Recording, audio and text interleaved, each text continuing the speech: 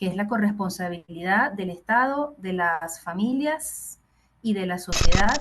Si hay posibilidades de bienestar, porque nos lo merecemos, ¿no? Y sobre todo los más jóvenes, ¿no? En este caso hablo de Redna, pero sé que hay muchas más personas en este país, en nuestro país, que luchan y trabajan todos los días por garantizarles un entorno propicio para la participación, para el desarrollo integral.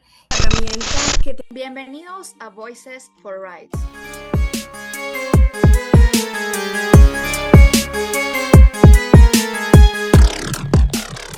Les damos la bienvenida a la segunda temporada de Voices for Rights, Voces por los Derechos Humanos. El podcast donde compartimos las historias inspiradoras de quienes defienden derechos humanos y promueven la democracia en el mundo. Les saludamos Mariana Romero Y Marco Antonio Ponce.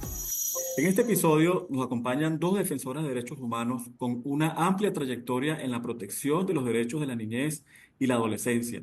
Carla Serrano, socióloga, profesora universitaria, especializada en derechos de familia, niños y adolescentes. Y Lorena Liendo, ingeniero civil, especializada en finanzas, políticas públicas, desarrollo de alianzas y rendición de cuentas. Marco, es importante también destacar que Lorena y Carla son actualmente secretarias adjuntas de la Red por los Derechos Humanos de la Niñez y la Adolescencia en Venezuela, conocida como la REDNA, un espacio donde se articulan personas y organizaciones para el acompañamiento de niñas y adolescentes en el reconocimiento y ejercicio y defensa de sus derechos. Lorena, Carla, gracias por acompañarnos. gracias a ustedes por invitarnos. Gracias, un placer estar aquí. Gracias a ustedes por aceptar la invitación. Y para comenzar, nos gustaría conocer un poco cómo ha sido su experiencia como defensora de los derechos de niños, niñas y adolescentes. Bueno, si quieren puedo comenzar yo. Yo diría que yo llegué a la defensa de los derechos de niños, niñas y adolescentes y al activismo un poco de manera azarosa, o sea, no fue algo que yo tenía totalmente premeditado y calculado desde el principio. O sea, yo empecé a trabajar en la Universidad Católica Andrés Bello en el año 1996, recién graduada de socióloga, y bueno, el destino quiso que en ese momento también en el 97 empezara a darse la discusión sobre la nueva ley, sobre la ley adaptada a la Convención sobre los Derechos del Niño, y yo fui una protagonista de excepción, o sea, como en primera fila estuve allí formando parte del Centro de Investigaciones Jurídicas, que así se llamaba en esa época, en ese momento, y vi cómo se fue gestando y dando todo el proceso de elaboración de la LOBNA, nuestra ley especial en materia de niños, niñas y adolescentes. Entonces, bueno, una cosa fue llevando a la otra porque me involucré, porque aprendí, porque entonces empecé a dar clases, porque formé parte de la primera cohorte de la especialización que se creó aquí en la universidad. Y entonces, como integrante del centro, supe de otras organizaciones que querían como reagruparse y reconstituirse porque habían tenido una experiencia previa por allá en la década de los 90, ¿no? De formar parte como de una coalición y así es como de alguna manera vuelvo yo, o empiezo yo más bien a formar parte de la REDNA por allá en el año 2006. Entonces, desde entonces he tratado de combinar lo que sería mi rol como profesora, como investigadora, y le fui sumando y sumando el componente de activista en derechos de niños, niñas y adolescentes, que es lo que he hecho desde entonces hasta el presente. Sí, en mi caso, similar a Carla, también fue como, como decía mi papá, el camino te va llevando, ¿no? Yo, imagínate, desde una carrera técnica, pero de muy joven, vinculada a lo social, el voluntariado, trabajo en la parroquia de mi localidad. Y entonces, bueno, por un lado, mi cerebro matemático preparándome para una formación más técnica pero por el otro lado, el llamado de lo social no dejó de estar allí como que atrayéndome, ¿no? Entonces me vinculo al trabajo social de manera más estructurada desde la dirección ejecutiva de la Federación de Instituciones Privadas de Atención de Niños y Jóvenes, FIPAN. Estuve con 7 años siendo la directora de ejecutiva de FIPAN y eso me dio la oportunidad de, a través de un llamado, una invitación de SECODAP, a que FIPAN se incorporara como miembro institucional de la red. Eso fue alrededor del 2010. Y bueno, luego de que me retiro de mis compromisos con FIPAN, solicité a la red que si podía continuar como activista, como defensora a título propio, y dadas las características que tiene Redna, era posible, era posible el que aprobaran esa petición mía y sí, efectivamente me quedé posteriormente como activista en Redna aprendiendo un montón de mis colegas de la red que llevan pues unos años de ventaja en cuanto a esta historia, ¿no? Esta historia del cambio de paradigma desde la doctrina, desde eso de pensar que a los niños, niñas y adolescentes se les tutela, se les guía, se les, se les controla, a considerarles que son personas con sus derechos que merecen ser escuchadas y merecen participar, ¿no? En la construcción, en la defensa de sus derechos. Entonces, bueno, ese trayecto ha sido un trayecto muy enriquecedor, con desafíos pero con muchas alegrías también y con mucho aprendizaje que me ha permitido además pues poner al servicio de la red todo mi conocimiento estructurado del área de ingeniería. Muchas gracias a ambas. Yo creo que es muy interesante los que nos comentan sobre todo de cómo poder combinar distintos componentes como el activismo con la academia, la labor social, de manera que se pueda contribuir desde distintas áreas de experticia a la protección de los derechos de los niños, niñas y adolescentes. Y además, con un especial valor de poder dar visibilidad a la realidad de un grupo que suele ser invisibilizado y que a pesar de tener una relevancia tan clara para la sociedad, no solemos conocer mucho sobre cuál es la situación que enfrentan en materia de derechos humanos y no se les suele dar la importancia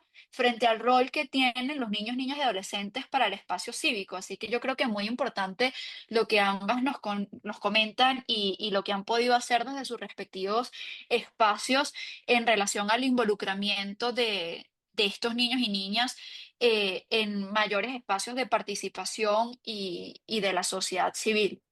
Mariana y Marco, fíjate que muchas veces la gente, o sea, nadie puede dar de lo que no tiene, ¿no? Y muchas veces el tema de repente de no reconocer en el otro todo el cúmulo de sus derechos es porque las personas no se consideran a sí mismas sujetos de derecho. Entonces, en el momento en que tú tomas la conciencia, de tu condición de ciudadana, de ciudadano, y de que es tu derecho y tu deber participar para que otros reconozcan toda tu condición completa de persona humana. En esa medida, entonces tú ves y reconoces y respetas los derechos de los demás. Entonces yo pienso que en el tema de la niñez pasa eso, ¿no? Que como hay unos temas que tenemos que resolver desde la adultez, nos cuesta bastante muchas veces ver que el niño y la niña, mira, es persona con derechos, es persona con inquietudes, es persona que debe ser oída porque tiene unas exigencias, en muchos casos muy específicas, acerca de lo que debe ser la manifestación de su bienestar, ¿no? Y entonces nosotros y nosotras como personas adultas, pues tenemos la obligación de acompañarles, ¿no? En ese proceso y bueno, de mostrarles el camino que consideramos el idóneo para que esos derechos se vean manifestados plenamente, pero sin coartarles sus libertades, ¿no? Y no imponiéndoles nuestro punto de vista. Y yo voy a comentar justamente en esa dirección, eh, digamos, la ventaja de tener la visión amplia que tienen ustedes de diversas disciplinas y que les permite también mirar ese valor que tiene el reconocimiento de los derechos, ¿no? En este caso de los niños. Y más cuando nos encontramos en un contexto país, digamos, bastante complejo, de hecho, en medio de una emergencia humanitaria y además de eso, pues una crisis política. Y quisiéramos preguntarles en este escenario actual de nuestro país, ¿cuáles consideran que son los principales desafíos y retos que enfrentan los niños y niñas venezolanos? O sea, definitivamente creo que cuando en perspectiva histórica miramos un poquito al país, ¿verdad? Fácil pudiéramos identificar como una década mínimo de incesantes ataques, ¿no? Al espacio cívico. Y viendo no solamente el contexto histórico, sino el contexto geográfico, no solamente está pasando aquí en Venezuela, ¿no? Eso dicen que mal de mucho remedio de tontos, pero efectivamente sí hay que tomar en consideración que es un problema global y que, bueno, en algunas naciones lo tienen más difícil que en otras. Venezuela, pues, en una de las que forman parte de ese grupo, de la que lo ven difícil, que las sociedades en su resiliencia consiguen las maneras de superar, ¿no? Yo digo que cuando se ve la historia de la defensa y del logro de los derechos humanos, la sociedad mundial puede cantar victoria, porque sí se han logrado avances, sobre todo en el caso de los derechos de las mujeres, la equidad de género. Hay mucho por trabajar, por supuesto que hay mucho por trabajar. Es un camino largo, sí, es un camino largo, pero es un camino que sí tiene frutos. Entonces bueno, es simplemente nuevamente, ¿no? A esos niños y a esas niñas que han nacido y que están creciendo, pues bueno, eh, también permitirles que comprendan a través de nosotros esa historia universal de los derechos y que vean que, bueno, que este es un proceso que puede ser tortuoso, pero que bueno, es superable y es mejorable y que sí, sí hay posibilidades de bienestar porque nos los merecemos y sobre todo los más jóvenes, ¿no? Se lo merecen más. Sí, bueno, sin duda creo que enfrentamos una diversidad de desafíos bastante complejos y como tú bien decías, Lorena, la historia puede ser cíclica, pero bueno, estamos en un momento donde hay todavía muchos retos y muchas cosas por hacer, pero también me quedo con algo que mencionaban ambas de tomar conciencia y lo que decía Carla sobre la importancia de poder transmitir y de tener la convicción suficiente para poder llegar a esos niños y niñas abordando los desafíos que tenemos pues propiamente en la adultez, pero no transmitirlos a los niños, sino abordarlos de una manera de oportunidad, donde se pueda la niñez construir y contribuir a que haya un involucramiento mayor, a que los niños y niñas puedan sentirse parte del cambio a pesar de esos desafíos. Y yo creo muy valioso lo que compartían del poder generar espacios donde la niñez se sienta involucrada y quiera ser parte de esos procesos de cambio, de recuperar los valores democráticos, sobre todo para que esas nuevas generaciones que ya están pues en etapa de crecimiento, pero otras nuevas generaciones que están por venir puedan tener mejores y más oportunidades para vivir con mayor libertad, a pesar del contexto que vivimos actualmente, no solo en Venezuela, sino globalmente, porque es una realidad que cuando hablamos de violación de derechos humanos, estos tienen una afectación y un impacto diferenciado en los grupos y los niños, niñas y adolescentes no quedan exentos de eso y lo hemos visto en la crisis venezolana y ustedes mismos lo comentaban y lo ratificaban ahora de esos impactos negativos que tiene la crisis en el ejercicio de los derechos humanos de la niñez y allí no sé si pueden profundizar un poco más en cuáles creen que son los principales focos que se deben atender en términos de violación de derechos humanos de la niñez en Venezuela. Bueno, anticipándome a lo que pueda comentar Carla, que Carla lo va a poder, pues, digamos que completar mejor, y es una perspectiva personal, pero desde el trabajo que hacemos en monitoreo de Redna, bueno, una situación inédita que hemos visto en Venezuela es que pareciera que no hay posibilidad en este momento, no hay voluntad o hay muchas dificultades para garantizar digamos que las mínimas cuotas de bienestar a niños, niñas y adolescentes, comenzando por el acompañamiento a las familias, ¿no?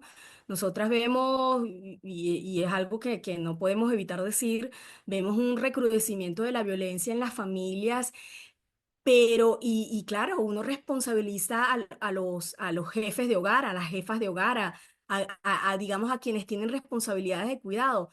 Pero es que estas personas también están viviendo contextos de grandes privaciones y de grandes, o sea, de grandes exigencias que quizás nuestros padres no vivieron.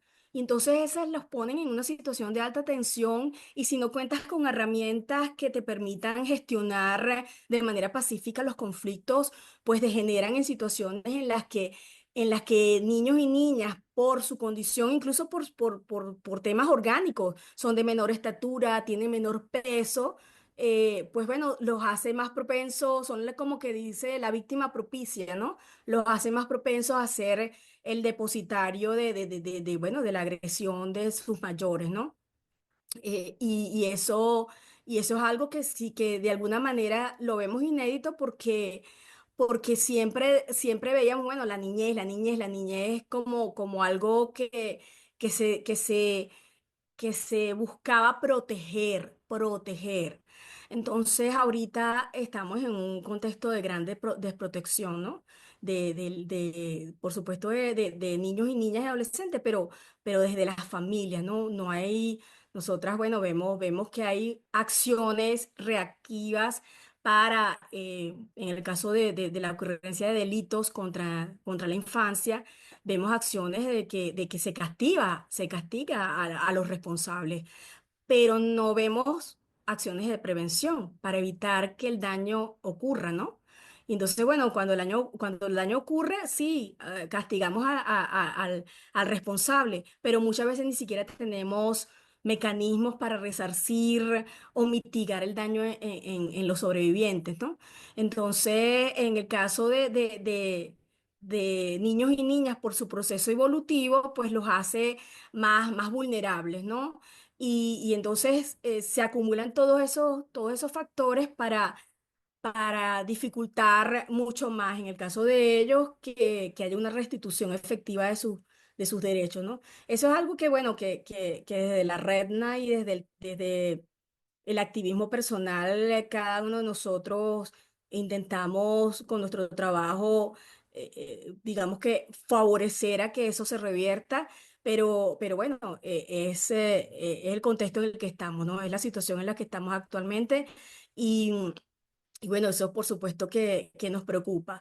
Pero nuevamente lo que decimos y en un tono positivo es que en la medida en que involucramos a niños y niñas, la respuesta de ellos y ellas es sumamente reconfortante, ¿no? Porque digamos que la infancia en medio de su, vamos a llamarlo inocencia, en medio de su forma tan especial que tienen todas las personas, que tenemos todas las personas cuando estamos en la niñez, que vemos al mundo con esos ojos de oportunidad.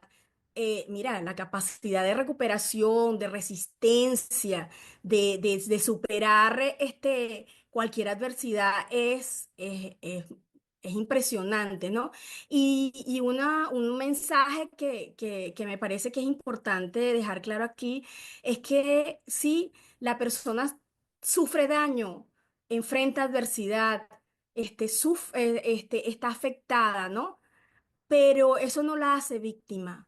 Y debemos de alguna manera salir, o sea, la hace afectada. Y en ese momento, por supuesto, de esa, en ese momento en el que sufre el dolor, en el que sufre el daño, sea físico, sea emocional, efectivamente, pues bueno, hay que como activar esos procesos de acompañamiento, de protección y de cuidado especial. Pero la persona no se puede quedar ahí. Nosotros tenemos que acompañarla y por eso me gusta mucho cuando hablamos, después de que sufres el daño, eres sobreviviente. Eres sobreviviente. ¿Por qué?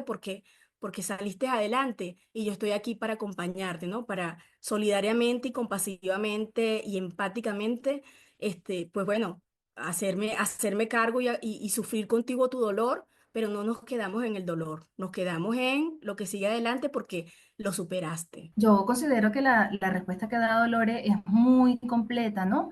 Y, y yo quizás lo que puedo aportar en este momento va en la línea de recordar un principio de la doctrina de la protección integral, que para nosotros es vital, ¿no? Que es la corresponsabilidad del Estado, de las familias y de la sociedad en la garantía de derechos humanos de niños, niñas y adolescentes, ¿no? Nosotros siempre, en todos los espacios y en todos los ámbitos donde nos toca dar algún tipo de charla, de capacitación, de inducción, decimos, bueno, mira, zapatero a su zapato, lo que hay que exigirle al Estado, a las familias y a la sociedad y lo que corresponde a las comunidades, a las organizaciones, ¿no? Entonces, claro, cuando uno ve como el estado actual de las cosas, cuando uno ve la situación país, o sea, a nosotros no nos queda dudas de que los niños, niñas y adolescentes no están en la agenda pública. O sea, definitivamente las autoridades con competencia en materia de niños, niñas y adolescentes, porque existe un ministerio que tiene esa atribución, definitivamente no cuentan, o sea, están invisibilizados, están desatendidos, las familias están a la intemperie. Entonces, claro, frente a ese escenario, creo que hemos hecho hasta donde hemos podido hacer. Las organizaciones de la sociedad civil, las fundaciones, las propias familias con lo debilitadas que están, ¿no? Entonces ahí nos falta una pieza clave del rompecabezas porque sin un Estado que de verdad asuma a los niños en la agenda pública, sin que se asignen con prioridad absoluta recursos, sin que haya una inversión importante para la garantía de los derechos bueno, la vida digna mínimamente de los niños, bueno, estamos realmente frente a un horizonte que se nos torna bastante pesimista, ¿no? Porque nosotros levantamos datos y manejamos información hasta el alcance de nuestras capacidades, pero no tenemos como Redna, por ejemplo, capacidad de hacer un levantamiento nacional. Y bueno, las fotografías que nosotros vamos tomando son aterradoras porque hacemos monitoreo de noticias en prensa y allí lo que vemos es muchísimas situaciones de violencia de todo tipo contra los niños, violencia basada en género, explotación laboral, o sea, abandono. En consecuencia, hay muchos casos de niños que están institucionalizados y esas medidas de protección que son dictadas, bueno, pasan allí muchísimo tiempo sin que se materialice de verdad la opción de una familia sustituta más permanente, sin que sean adoptados, pese a que se ha negado, porque el discurso público ha querido negar el impacto de la migración y todo lo que eso ha implicado en la separación familiar. Sabemos que hay un montón de niños, niñas y adolescentes bueno, que han quedado separados, que no están acompañados de sus familiares. Por supuesto, eso los expone a mayor cantidad de amenazas y vulneraciones a sus derechos. Entonces, bueno, eso va incrementándose de manera exponencial en la medida en que no tenemos un sistema de protección que realmente le dé cara, que se plante allí frente a la realidad y la atienda, ¿no?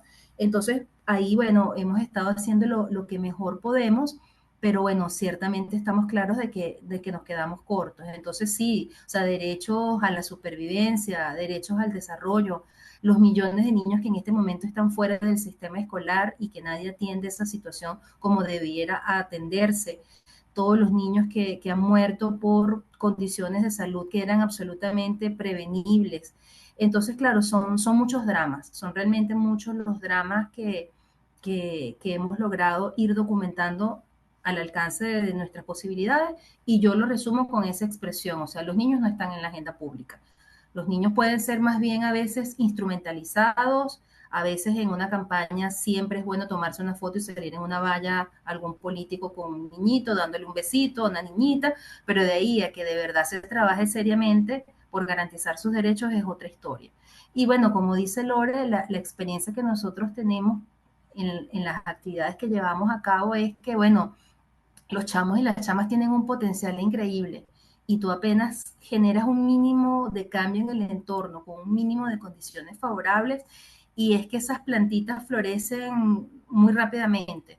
Entonces, bueno, uno no deja de confiar en esa capacidad de resiliencia que tenemos todos, incluso los niños, niñas y adolescentes del país. Y además, muy interesante todo lo que nos han comentado. Y Carla, mencionaste algo súper importante y es la responsabilidad que tiene el Estado en términos de políticas públicas. Y bueno, obviamente el país está sumergido en una emergencia humanitaria compleja y donde miramos encontramos una situación difícil. No solo mirar o decir el tema de la educación, centros de salud, centros educativos en crisis, el salario de los maestros, por decir algunos elementos que realmente requieren atención inmediata, ¿no? Y que obviamente ojalá que el Estado venezolano pudiese avanzar en mejorar la situación de los niños y sobre todo en estos puntos clave, temas de educación, alimentación, salud, entre otros, porque son muchos los puntos donde hay que avanzar.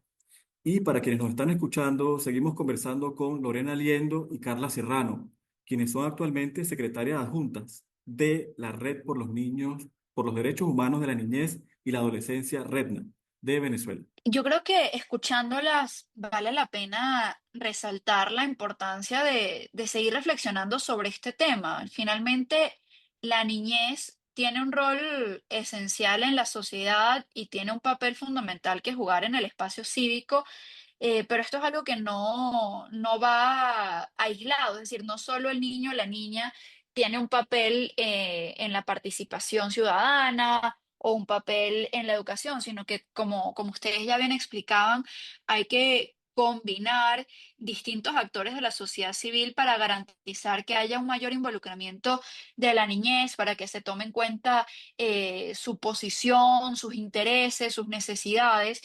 Y en ese sentido, no sé, Lorena y Carla, si podrían comentarnos sobre la importancia que tiene el poder contar con un espacio cívico fortalecido en Venezuela para que efectivamente los niños y niñas puedan desarrollarse de forma plena en sociedad. Y sabemos que ustedes han trabajado mucho en este tema y tienen una investigación que aborda específicamente estos tópicos. No sé si pudiesen comentarnos los principales hallazgos que han encontrado en esta temática y hacer algunas recomendaciones para ese involucramiento tan necesario de los niños en el espacio cívico. Puedo comenzar comentando que nosotros tuvimos oportunidad de consultar, realmente fue un mapeo de actores que adelantamos hacia finales del 2023 y hasta mediados de 2024, de distintas instituciones, incluso con miradas, o sea, con puntos de vista distintos acerca de su rol dentro de la sociedad y de su participación dentro de la sociedad, pero personas e instituciones además involucradas en eso, en la defensa de los derechos humanos, en la incidencia en políticas públicas y por lo tanto consideradas como parte de la sociedad civil. Entonces, hicimos esta investigación en 6 países, Carla, más o menos, Sí, sobre todo en Argentina, país Argentina, Brasil, Chile, Paraguay, Uruguay y Venezuela. y Brasil. Y entonces, bueno, básicamente a pesar de que eso está siendo publicado actualmente a finales de este año, pero digamos que desde el punto de vista de las condiciones de contexto sí, eso no ha cambiado. Lo que más bien hemos visto es un recrudecimiento del cierre del espacio cívico en algunas naciones de Latinoamérica. Bueno, Venezuela, por supuesto, y Nicaragua enfrentando eh, pues mayores retos en cuanto al trabajo de la sociedad civil en estos 2 países. Pero más o menos hay dificultades, hay tropiezos, hay obstáculos generales, ¿no? En algunos contextos. Lo que vemos de manera muy relevante es esa desconexión, como lo comentaba Carla y ustedes lo recalcaban, esa desconexión entre el trabajo de la sociedad y el sector privado, por ejemplo, y el Estado. Y el Estado como garante de derechos, que además no solamente promulga leyes, sino que establece los reglamentos para que esas leyes sean cumplidas y además debe proveer mecanismos, políticas, medidas para que todas las personas dentro de la sociedad pues cumplan su rol de participar en el respeto y en el disfrute de los derechos de todos en sociedad, pues bueno, en mayor o menor medida vemos esa desconexión, no son sistemas de protección, no solamente el sistema de protección en Venezuela, sino en general en los países de América, porque nos atrevemos a decir, aunque no está involucrado, por ejemplo, ni México, ni Estados Unidos, ni Canadá, este, eh, o sea, los desafíos que enfrentan los sistemas de protección en el continente americano, pues son grandes y entonces son las estructuras que desde el Estado están pensadas precisamente para promover la garantía de derechos y entonces existe una desconexión entre ellos y la sociedad. Y eso, bueno, eso es un problema que tiene años y que todavía, pues bueno, todavía toca invertir un poco de tiempo y además recursos para resolver, ¿no? Entonces, eso fue una de las cosas como que más relevantes que hallamos.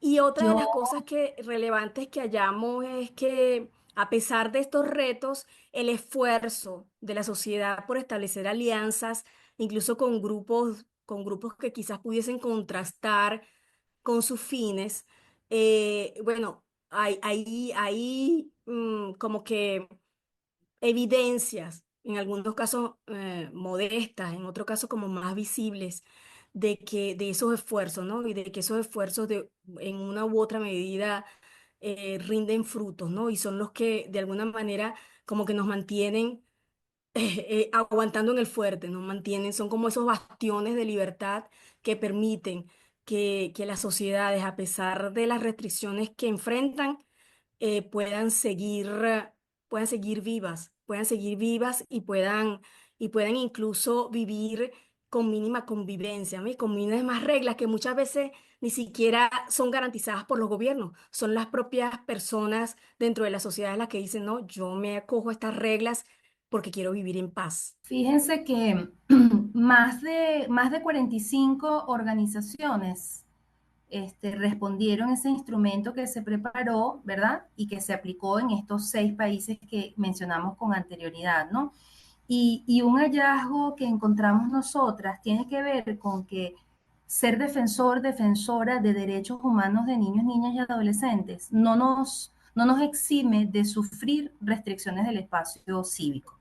O sea, ahí notamos como algo interesante, ¿no? O sea, en teoría, los defensores y defensoras de derechos de niños se sienten que forman parte como de un sector especial que en teoría pudiera estar en menos riesgo o pudiera sufrir menos restricciones porque, bueno, trabajamos justamente con un grupo de niños, niñas y adolescentes que no ejercen completamente sus derechos políticos, ¿no? Porque obviamente los niños no votan, obviamente los niños no se postulan para cargos de elección popular, para cargos públicos, y entonces, bueno, no los pone así como en el ojo del huracán, ¿no? Supuestamente.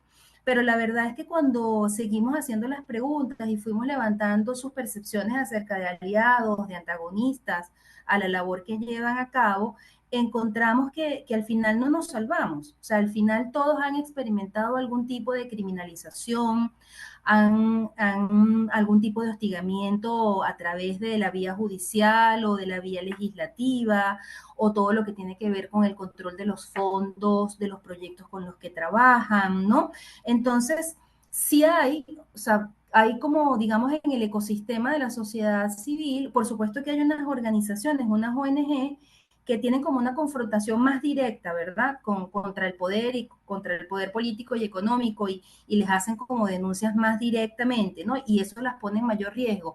Pero eso no quiere decir que nosotras, que las organizaciones que hacemos parte de redes como, de coaliciones como Redna, eso no nos salpique, eso no nos impacte o eso al final no nos llegue, porque es que termina siendo estructural, ¿no? O sea, al final cuando se debilita la democracia o la capacidad de participación con libertad, con autonomía y sin riesgo, eso al final nos llega a todos, ¿no? Al final nos llega a todos y entonces creo que eso también es como un hallazgo interesante, porque además, bueno, son esas organizaciones que respondieron el instrumento, tienen más de 20 años trabajando, con todo y las adversidades y los desafíos se mantienen allí firmes, no renunciamos, ¿no? Y bueno, han intentado llevar adelante distintas estrategias de neutralización a todo este proceso, bueno, de criminalización de los activistas, ¿no? Y de los miembros de organizaciones de la sociedad civil, porque la verdad es que en todos esos países, de alguna u otra manera, se puede usar el derecho penal para justamente, de alguna manera, perseguir, amedrentar, intimidar, y bueno, todo eso va siendo mella, ¿no? Pero creo que lo importante es eso, el espíritu con el que se mantienen. Y bueno, creo que otro hallazgo tiene que ver con los actores identificados como aliados potenciales, porque ahí también vemos que había como una diferencia en la mirada, o sea, para un porcentaje las iglesias, las empresas del sector privado, los mismos organismos gubernamentales eran vistos como antagonistas, pero otro porcentaje más pequeño consideraba que, bueno, que había como ahí una rendija, un resquicio de oportunidad de trabajar con esto. Y yo creo que eso lo que nos invita es a seguir reflexionando, o sea, a seguir reflexionando de cómo interactuar en lo que queda del espacio cívico en cada uno de nuestros países para, bueno, para impedir que se termine de ahogar y cerrar y ver cómo nosotros salimos airosos de este proceso, ¿no? Sí, muy importante eso que nos comentan y muy interesante los hallazgos que pudieron observar con su investigación. Y yo rescato lo que decían sobre que todos somos actores relevantes para el espacio cívico y democrático y para garantizar los derechos de grupos específicos o de grupos en situación de mayor vulnerabilidad. eh, Todos tenemos que reflexionar y trabajar respecto a cómo seguir estableciendo conexiones entre los distintos actores de la sociedad civil, en el entendido que ninguno estamos exentos a riesgos y a desafíos que la sociedad globalmente nos está imponiendo, pero es el involucramiento, el establecimiento de alianzas, ese trabajo conjunto, lo que va a permitir que podamos seguir promoviendo políticas públicas efectivas que garanticen un mayor involucramiento de distintos sectores sociales en el espacio cívico y la protección efectiva de derechos humanos, tanto de niños, niñas y adolescentes como de la ciudadanía en general. Y algo importante es que vamos a estar difundiendo esta investigación junto con este episodio del podcast y también en todas nuestras plataformas. Vamos a estar colocando los enlaces para que quienes nos escuchan puedan acceder a este valioso trabajo. Y así queremos agradecer a Carla Serrano y Lorena Liendo, secretarias adjuntas de la Red por los Derechos Humanos de la Niñez y la Adolescencia, REDNA, por compartir sus conocimientos y experiencias con nosotros. Sí, y antes de despedirnos, nos gustaría ver si pueden compartir una última reflexión sobre la importancia de proteger el espacio cívico y democrático y por supuesto que nos comenten dónde pueden encontrarlas nuestros oyentes en redes sociales. Digamos que, como decía un antiguo relator, por los derechos de asociación y participación, Maña que hay, él decía que los derechos humanos son como los músculos, si no se ejercitan, se atrofian. Entonces, los derechos humanos, así como vivir en democracia, no es algo que crece en los árboles y bueno, y madura ahí solito por la lluvia y el sol, y para nosotros entonces comernos la fruta madura. No, es algo que debe ararse, es una semilla que se debe sembrar, es una semilla que se debe cuidar, es una semilla que se debe regar, podar ese arbolito para que entonces los frutos que podamos disfrutar sean del gusto, sean dulcitos y del gusto de cada quien. Entonces, bueno, el llamado es a constituirnos en nuestra convicción de personas completas, portadoras de derechos, y que esos derechos no los hemos ganado a pulso, ¿no? Por medio de una larga historia de luchas de la sociedad global. Entonces no es algo que cualquiera nos puede conculcar, no es algo que cualquiera tiene derecho a quitarnos. Y esa convicción que tenemos, pues bueno, tiene que ser insuflada. Qué mejor momento que en la infancia, que en los momentos de más tierna edad, para que el niño y la niña digan, no, yo soy una persona que merece ser escuchada, que merece participar y que bueno, que lo que yo siento y lo que yo puedo aportar es importante. Entonces, ese es el mensaje que nosotros dejamos en redes sociales. Yo soy Lorel Rey y bueno, y la Redna en Instagram es @redna.venezuela. Y bueno, muy agradecida de este espacio con ustedes. Bueno, mi reflexión de cierre, además incluso conectando con el nombre de este podcast, es que las voces de niños, niñas y adolescentes cuentan y en ese sentido habemos distintas personas, en este caso hablo de Redna, pero sé que hay muchas más personas en este país, en nuestro país, que luchan y trabajan todos los días por garantizarles un entorno propicio para la participación, para el desarrollo integral y que ese desarrollo integral lo alcancen en democracia. Entonces, que los niños cuenten y las niñas cuenten con nosotros, que vamos a seguir trabajando por ellos, para ellos y con ellos y ellas, para juntos hacer este mejor, para hacer un mundo mejor que es posible. O sea, definitivamente nadie nace violento, la violencia no es una condena y todos nosotros podemos transformar la realidad. Entonces, seguiremos trabajando, cuentan con nosotros y ha sido un placer estar en este espacio. Carla, ¿y tus redes de contacto? ¿Nos las puedes compartir? Ay, perdón, se me olvidó. En X, Redna es @Redna, REDHNNA. Y en X, @Carlanaveda, y estoy por allí a la orden. Muchas gracias. Y desde el Observatorio Venezolano de Conflictividad Social y el Centro para los Defensores de la Justicia, les damos las gracias por seguirnos en esta nueva temporada de Voices for Rights, Voces por los Derechos Humanos. Y recordamos que este podcast se realiza con el apoyo de la Embajada de la República Federal de Alemania en Venezuela. También les invitamos a compartir este episodio utilizando las etiquetas Voices for Rights o Voces por los Derechos. Y únanse a nosotros en la construcción de un espacio cívico y democrático fortalecido. Y no olviden que pueden escucharnos por Spotify, Evox y YouTube Podcast. Y también nos pueden seguir por nuestras redes sociales, @OSSocial y @defensoresddhh_. Recuerden, cada voz importa y juntos podemos hacer la diferencia. Manténganse atentos para más historias inspiradoras y únanse a la lucha por los derechos humanos en el mundo.